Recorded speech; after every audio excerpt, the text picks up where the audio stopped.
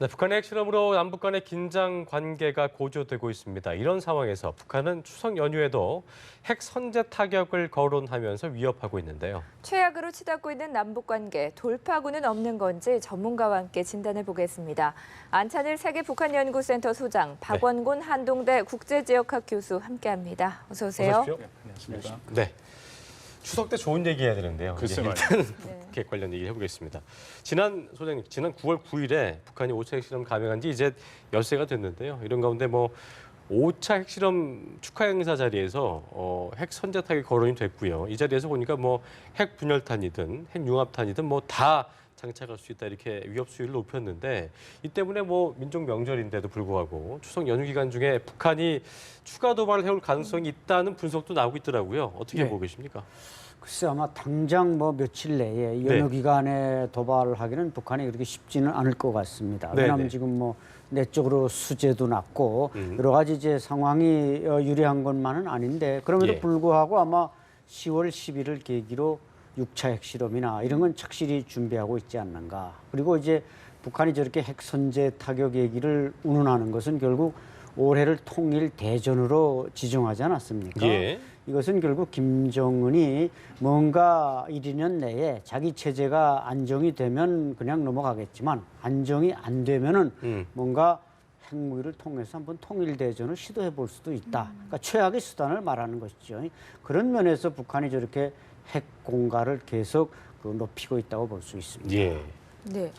핵으로만 위협하는 게 아니라 또 박근혜 대통령의 얼굴을 그려넣은 사격용 관역을 만들고 또 막말까지 퍼부으면서 대남 적개심을 부추기고 있습니다. 그렇습니다. 어떤 의도가 있다고 보십니까? 예, 우리 민족끼리 TV에서 동영상을 만들어서 3분짜리를 띄웠더라고요. 그래서 차마 여기 제 말씀을 드리기가 힘들 정도로 막말을 해버리고 그래서 제가 그런데 계속 긴장을 고조시키는 거죠. 왜냐하면은 지금 북한의 입장에서는 어쨌든 핵실험을 해서 틀림없이 이제 대북 제재가 강화가 될 거고 국제사회에 이제 공조가 또 이루어질 건데 그런 면에서 이 핵 문제라는 것을 남북 간의 문제로 만들려고 하는 그런 것들이 많이 있습니다. 그렇게 해갖고 이것은 이제 국제사회에 너희의 참견할 일이 아니라 이 남조선이 우리한테 위협을 주기 때문에 자위적 차원이다.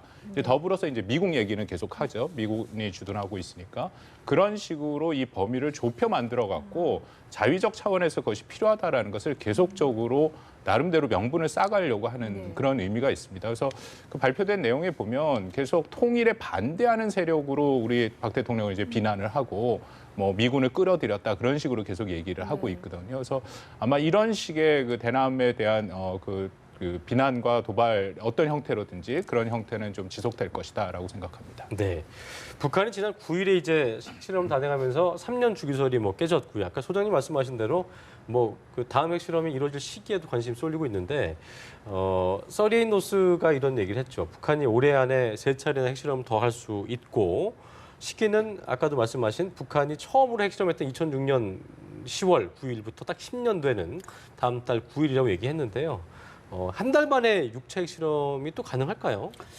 충분히 준비는 항상 돼 있는 거 아닙니까? 핵실험이라는 게 무슨 실패가 있는 것도 아니고 오히려 SLBM이나 무수단보다도 북한에게는 더 수월한 게 핵실험이다. 저는 그렇게 봅니다. 그리고 제가 지적하신 대로 이제 꼭 10월 9일은 10월 10일 노동당 창당 전날 10월 9일은 북한이 2006년 최초로 핵실험을 한 지 꼭 10주년 된 날 아니겠습니까? 그렇습니다. 북한은 워낙 이 꺾어지는 해, 5년, 10년 주기를 좋아하는 데다가 이번 5차 핵실험 뒤에 평양에서 열린 그 군민 경축대회의 연설자가 누구였냐면 인민무력부부장 윤동현 상장이었습니다. 별 3알짜리가 겨우 나와서 축하 연설을 했습니다. 최소한 박용식 인민무력부장 별 4알짜리가 나와서 해야 되는데 3알짜리 나와 했다. 이것은 10월 10일에 뭔가 핵 프로그램에 대한 커다란 이벤트가 준비되고 있고 이번 핵탄두 실험은 한 그 중간점이 되고 있다. 본편이 아니었다. 그렇죠. 본 드라마가 아니게 하나의 그 속편이었기 때문에 제가 볼 때는 북한도 아마 파키스탄과 마찬가지로 10월 달에 이제 6차 핵실험을 하고 우리는 완전 핵보유 국가다. 그래서 이제 노동당 창당 기념일이라는 김정은이 원래 선군 정치에서 선당 정치로 지금 옮겨가고 있는 과정이니까 그렇게 발표하는 게 더 정치적 의미와 무게가 있다고 김정은이 판단하고 있기 때문에 저는 10월 제6차 핵실험설에 무게를 두고 싶습니다. 가능성이 높다 예. 이렇게 보시는 거죠. 예. 저도 기본적으로 동의합니다. 근데 날짜는 제가 정확히 모르겠고요. 근데 6차 핵실험을 할 만한 명분은 충분히 있다라고 생각을 합니다. 일단 제 생각에 북한이 가장 중점적으로 생각하는 요인은 핵의 실전 배치를 완료하기 위해서 아직도 실험에 조금 일부분이 남아있는 부분이 있습니다. 예를 들어서 소형화라든지 핵폭탄의 위력 자체를 자신들이 통제할 수 있는 그런 정도의 실험에 이제 기술적인 부분이 남아 있는 거죠. 예, 예. 그건 이제 저희가 아까 말씀하신 파키스탄의 이제 인도나 그쪽의 핵실험을 핵 개발 과정을 보면 최소한 6회의 핵실험을 했다라는 거거든요. 그래서 올해 안으로 저는 한 번 더 할 가능성이 있다라고 치고요. 그 군사기술적인 측면. 또 하나는 북한이 핵을 보유하고 핵을 개발하는 가장 큰 목적이 미국으로 하여금 북한을 핵 보유국으로 인정받은 상태에서 협상을 하겠다라는 거거든요. 그러니까 북한의 입장에서는 지금이 아주 가장 좋은 시기죠. 왜냐하면 이제 오바마 정부가 끝나가고 미국 대선이 있기 때문에 미국 정부가 강력하게 북한의 핵 문제에 대해서 문제 제기를 하기가 어려운 상황입니다. 그리고 새로운 미국 정부가 이제 등장하기 전에 이런 핵에 대한 능력을 완비한 상태에서 새로운 미국 정부랑 협상을 하겠다. 그렇기 때문에 올해 안으로 저는 완전히 완비하는 그런 형태가 되고 또 더불어서 ICBM도 이게 사실은 미국 본토 타격 능력을 가져야 되거든요. 그래서 예. ICBM과 SLBM에 대해서 또 박차를 가해서 미국한테 확실하게 우리는 핵 보유 능력이 있고 미국을 공격할 수 있는 능력이 있다라는 것을 보여주려고 한다라고 생각을 합니다. 네, 그런 의도를 가지고 북한은 계속해서 자신들이 핵 기술을 가졌다, 핵 보유국이다라고 외치고 있는 상황인데 예. 그런데 미국이 그리고 국제사회가 과연 북한이 핵을 보유했다라고 인정을 해줄까요? 북한이 어떤 의도로 계속 주장을 하고 있다고 보십니까? 북한은 뭐 이미 NPT 탈퇴한 그 체제로서 뭐 핵보유국에 대해서 지금 뭐 제재가 있지만 그 제재라는 것은 어디까지나 하나의 그 신용에 불과한 것이고 그래서 어쨌든 국제법적으로 뭐 미소, 푸영, 중이나 러시아나 이런 나라와 같이 핵보유국이 당당하게 인정받기는 어렵지만 어쨌든 파키스탄급, 인도급 핵보유국이 되는 건 기정사실이 아니겠습니까? 따라서 국제사회가 어떻게 하든 북한식 표현대로 뭐 개는 지져도 열차는 달린다. 걔들은 북한은 지금 그런 입장이거든요. 그렇기 때문에 우리가 지금 참 우리 대한민국이나 지금 국제사회가 어떻게 보면 북한을 어떻게 붙잡을 아무런 수단이 존재하지 않습니다. 예. 따라서 북한은 이제 박 교수님 말씀대로 6차까지 가서 예. 거기다 또 이제 아마 10월 9일에는 또 ICBM 평안북도 철산군 동창리에서 ICBM까지 쏘아 올리면서 완전히 소형화된 핵폭탄을 우리는 ICBM에 실어서 정말 미국의 무슨 로스앤젤레스가 아니라 무슨 시카고까지도 날린다. 이런 북한의 이제 엄포를 넣는 그런 제스처를 쓸 가능성이 높습니다. 알겠습니다. 자, 그리고 뭐 이산 가족 얘기도 좀 해봐야 될 텐데요. 참 요원해 보이긴 합니다만 핵실험 탓에 이게 참 꺼내기 어려운 상황이잖아요. 그런데 뭐 민간 차원에서 기념해왔던 이산 가족의 날을 정부 차원에서 개최한다고는 하지만 이게 뭐 요원하지 않겠습니까? 그렇죠. 장한 이산 가족 문제는 우리 민족이 뭐 통일을 해야 할 첫 번째 이유가 바로 이산 가족 아니겠습니까? 예, 예. 자기 고향과 가족을 두고 온 분들이 고향과 가족으로 돌아가는 게 통일의 순서라고 할 때 이분들의 한을 풀어주는 게 상당히 그 첫 번째 과제인데 어쨌든 이 문제는 북한이 폐쇄적인 고립적인 행동을 취함으로써 지금껏 풀리지 않고 있는데 과연 이 문제가 우리가 이산 가족이 나를 정한다든지 또 유엔에 호소하고 국제사회에 호소한다고 그게 풀릴 수 있느냐. 문제는 평양의 수뇌부가 여기에 대해서 뭔가 아량과 뭔가 그걸 베풀지 않으면 절대 풀릴 수 없는 이런 안타까운 문제입니다. 그렇지만 그럼에도 불구하고 우리 대한민국 정부는 지금 70, 80세로서 계속 사망이 늘어가고 있는 고령 이산 가족 이분들의 상봉과 그러니까 지금 영상 상봉도 중단돼 있습니다. 대한족 14사에 가보면은 영상 상봉 시스템이 다 마련돼 있는데 북한이 동의하지 않음으로써 이게 지금 스탑이 되어 있습니다. 최소한 이분들이 자기 가족 혈육을 사진이나 영상으로나마 볼 수 있는 이런 단계적 접근이 필요한데 그게 안 되고 있다는 게 정말 안타까운 사실입니다. 이산가족 상봉은 저도 좀 아쉬운 점이 있습니다. 지금 우리 안 소장님 말씀하신 거 다 동의하는데 더불어서 한국 정부가 이번에 먼저 제의를 안 했습니다. 예. 그냥 넘어갔죠.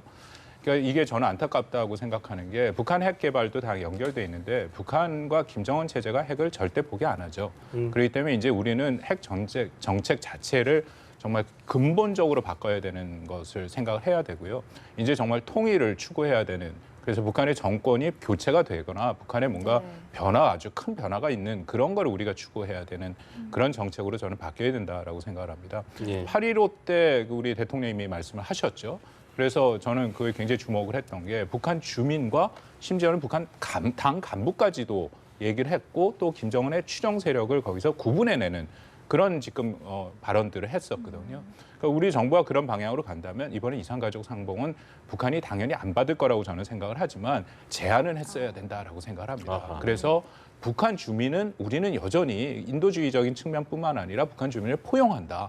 그런 식으로 해서 김정은 체제한테 압박을 가하는 그런 것도 우린 좀 필요치 않았는가. 그래서 좀 아쉬운 점이 남습니다. 강한 제재와 압박 속에 냉랭해진 남북 관계 속에서 이산가족 문제는 상당히 안타까운 부분인 것 같습니다. 그렇습니다. 예. 자, 한미일 삼국 외교장관이 18일에 회담을 열어서 북핵 대응 방안을 논의한다고 하는데요. 지금 기존의 강한 압박에도 불구하고 결국은 북한은 5차 핵실험을 하지 않았습니까? 추가 제재 나올 것들이 어떤 게 있을까요? 지금 사실은 제재를 거의 다 했죠. 네. 그래서 뭐 제재 자체가 부족한 것은 아니고 제재를 어떻게 이행하느냐가 이제 제일 문제고요. 그리고 물론 이제 전체적인 제재에서 이 구멍들을 메꾸는 작업들을 할 수 있습니다. 그리고 가장 큰 건 저는 여전히 유효하다고 생각하는 것은 독자 제재가 아직 남아 있죠. 미국이 쓸 수 있는 카드가 우리가 뭐 이미 많이 얘기했던 세컨더리 보이콧이 아직 남아 있습니다. 그래서 그거를 전면적으로 시행을 하는 거죠. 근데 결국 그거는 중국과의 이제 갈등을 초래하는 문제이기 때문에 미국에서도 계속 신중한 거고요.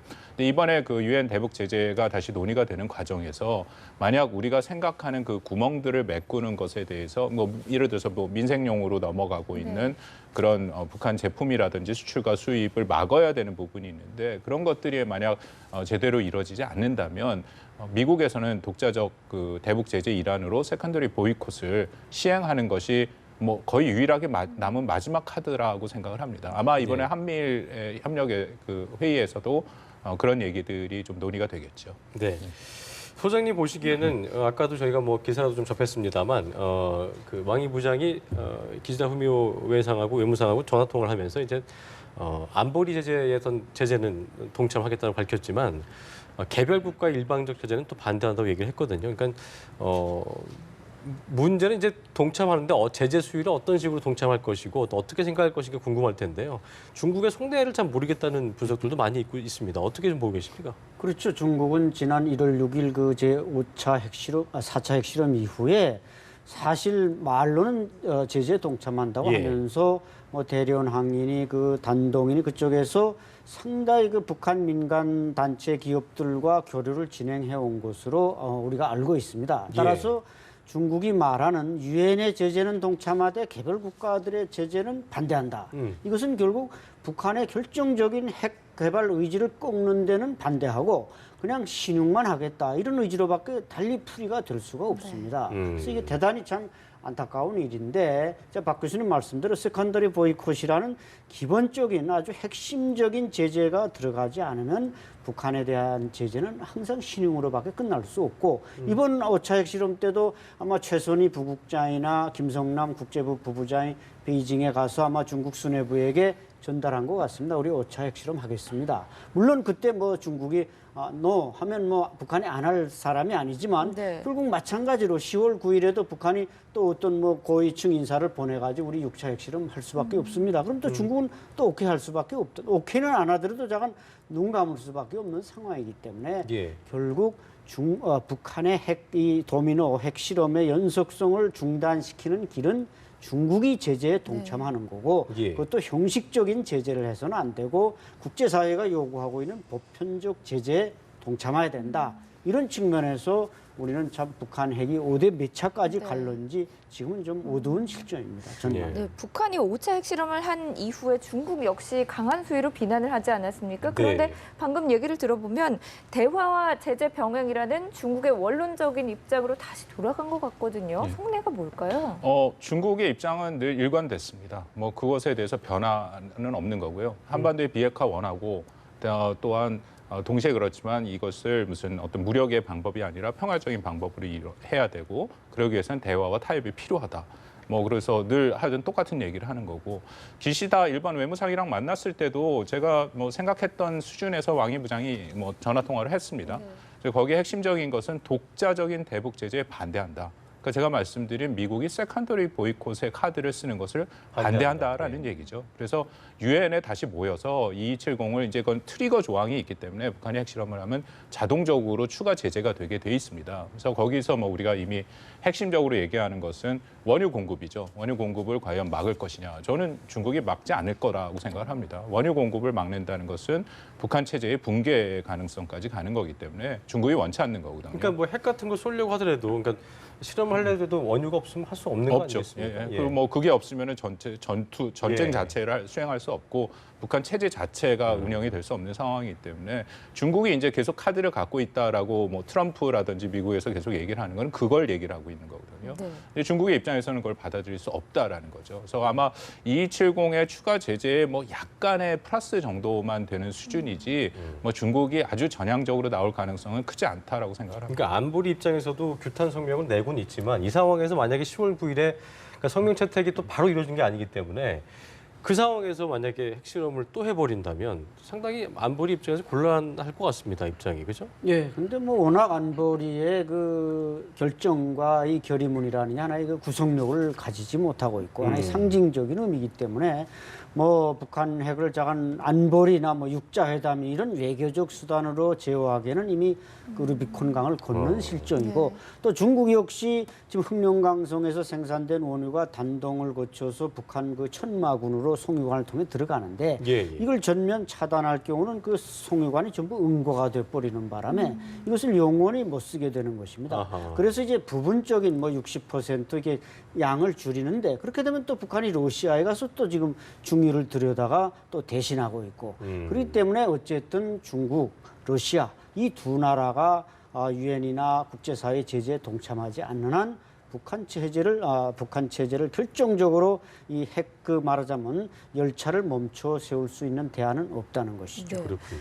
중국이 적극적으로 동참하지 않는 한 제재는 구멍이 뚫릴 수밖에 없고 그렇다면 고도화하는 북한의 핵과 미사일 능력에 우리는 어떻게 대응할 것이냐. 일각에서는 핵 무장론 그리고 미국의 전술 핵 도입론까지 나오고 있습니다. 그렇습니다. 이 부분에 대해서 동의하는 입장이십니까? 전술 핵은 그 성킴 미국 그 한반 육자회담 특별 대표가 얘기를 했죠. 그리고 또 우리 뭐 주한 미 대사를 오래 했던 분이라서 뭐 상황을 다 아는데 지금 좀 따져볼 필요가 있습니다. 왜냐하면 지금 우리 입장에서는 뭔가 수단을 가져야 되기 때문에 전술핵이 정치권과 이제 많은 얘기들이 나오는데 근데 이게 참 어려운 게 전술핵이라는 것이 거의 없습니다. 지금 미국이 갖고 있는 전술핵이라는 것은 제가 알기로는 B-61 계열의 핵폭탄 수준이거든요. 그거는 이제 전투기나 전폭기를 해서 떨어뜨리는 낙하시키는. 낙하시는 그 정도고 나머지 갖고 있는 것은 전략 핵무기들입니다. 뭐 대륙간 탄도 미사일 SLBM 그 남은 전략 무기들이기 때문에 그래서 전술핵 무기를 미군의 전술핵 무기를 한반도로 갖고 온다는 건 지금 말씀드리는 B-61 계열의 핵폭탄을 한반도에 배치시킨다라는 건데 그게 과연 얼마만큼 효용이 있을까 그런 생각이 듭니다. 왜냐하면 이거를 그냥 많은 분들이 생각하는 게 마치 지대지 미사일에 뭔가 핵탄두를 해서 한반도에 배치를 한다든지 아니면 92년에 우리 한반도에서 핵을 철수하기 전에 갖고 있었던 핵 대포가 있거든요. 그러니까 그런 것을 논다라고 생각하는데 지금 그런 것이 다 없는 거죠. 그나마 이제 좀 더 전술핵으로 쓸 수 있었던 것이 이제 토마호크 순항 미사일이라고 해서 그것은 잠수함에서도 쏠 수 있고 이지스함에서도 쏠 수 있고 비행기에서도 쏠 수 있는데 그거를 또 미국이 거의 다 그냥 재래식 탄두로 바꿔버렸습니다. 그래서 그거를 만약에 이제 전술핵으로 쓴다면 탄두를 바꿔야 되는 그런 상황이거든요. 그러니까 성김 대사가 정확히 얘기했던 것이 군사 전문가들 그리고 미국의 입장에서는 전술핵 배치에 반대한다. 그러니까 제가 드리는 말씀은 이걸 반대하고 안 하고를 떠나서 실효성이 그렇게 떨어진다라는 거에 저도 동의를 하는 상태거든요. 그래서 그럼 대안은 뭐냐? 저는 오히려 미국의 그런 전략 자산들 있지 않습니까? B-1B 한번 날라왔다가 갔는데 참 그것을 보면서 많은 분들이 뭐 비슷하게 느꼈을 겁니다만 여러 가지 마음이 좀 안 좋았습니다. 뭐 이게 기상 상황 때문에 안 왔고 그리고 그 날라온 B-1B에 전혀 무장이 되지 않고 날라왔습니다. 그래서 오산 기지에 쓴 것도 아니고 왔다 간 거거든요. 근데 그 정도로 과연 이게 우리 억제 효과를 있을 것이냐.